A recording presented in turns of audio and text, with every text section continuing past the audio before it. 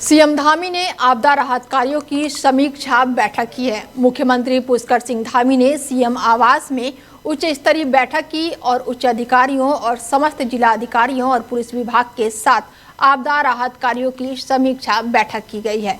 बैठक के दौरान सभी विभागों को अपने समन्वय के साथ प्रभावी ढंग से कार्य करने के निर्देश दिए गए। प्रदेश सरकार हर कदम पर आपदा प्रभावितों के साथ खड़ी है। आपदा प्रभावित क्षेत्रों में प्रभावितों को तत्काल 5-5 लाख की सहायता राशि प्रदान की जाएगी। अधिकारियों को निर्देश दिए गए कि प्रभावित परिवारों को समय पर राहत और साथ ही राशन और आवश्यक दैनिक उपयोगों की वस्तुएं उपलब्ध कराई जाए। नदियों के जलस्तर की निरंतर निगरानी की जाए और साथ ही बंद पड़ी सड़कों को शीघ्रता से खोला जाए। यमुना नदी पर आए मलबे को हटाने के लिए मशीनों का उपयोग करना और मलबे का सुरक्षित निस्तारण सुनिश्चित करने हेतु दिशा निर्देश दिए गए हैं। इसके साथ ही बरसात का मौसम समाप्त होते ही सभी सड़कों की मरम्मत और सुधार कार्य में तेजी लाई जाए। 15 सितंबर के बाद से चार धाम यात्रा में अपेक्षित तेजी को देखते हुए समस्त व्यवस्थाओं को चाक चौबंद किए जाए। अधिकारियों को मौसम की चेतावनी को ध्यान में रखते हुए तुरंत अलर्ट मोड पर रहने के निर्देश दिए गए हैं। भारत मौसम विज्ञान विभाग देहरादून, उत्तरकाशी और बागेश्वर जनपदों में अत्यधिक बारिश के लिए रेड अलर्ट का पूर्वानुमान जताया है और साथ ही इसके मद्देनजर डीएम को सतर्कता बरतने हेतु पत्र भी लिखा गया है। प्रदेश में अभी केवल 5 दिन ही नहीं बल्कि आगामी 15 दिनों तक मानसून की बारिश का सिलसिला लगातार जारी रहेगा।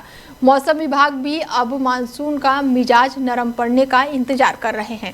राज्य में इस बार लगातार मानसूनी बारिश हो रही है। बारिश का आंकड़ा हर साल मानसून सीजन से आगे बढ़ चुका है। मौसम विभाग के निर्देशक सीएम तोमर का कहना है कि अभी 5 दिन तक प्रदेश के कई जिलों में भारी बारिश का येलो अलर्ट जारी किया गया है। उन्होंने बताया कि 15 सितंबर तक अभी मानसून जारी रहेगा और 15 सितंबर आते आते थोड़े हल्के हो सकते हैं। सितंबर के आखिरी सप्ताह तक मानसून की विदाई हो सकती है।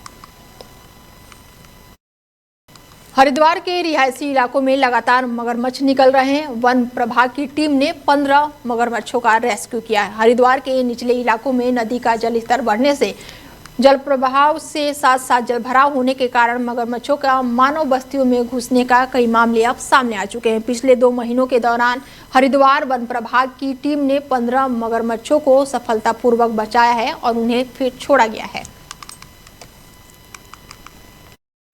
यमुना नदी का पानी तेजी से बह रहा है और नदी का पानी पुल के ऊपर से गुजरने लगा है। उत्तरकाशी से यमुनोत्री हाईवे पर मोटर पुल के ऊपर से यमुना नदी का पानी तेजी से बह रहा है। बीती रात हुई मूसलाधार बारिश के कारण यमुना नदी का जलस्तर अचानक से ही बढ़ गया, जिससे नदी का पानी पुल के ऊपर से गुजरने लगा है। तस्वीरें बिल्कुल साफ बयां कर रही हैं कि किस तरह से पानी का जलस्तर लगातार बढ़ता ही जा रहा है और नदी का पानी अब पुल के ऊपर से बहने लगा है।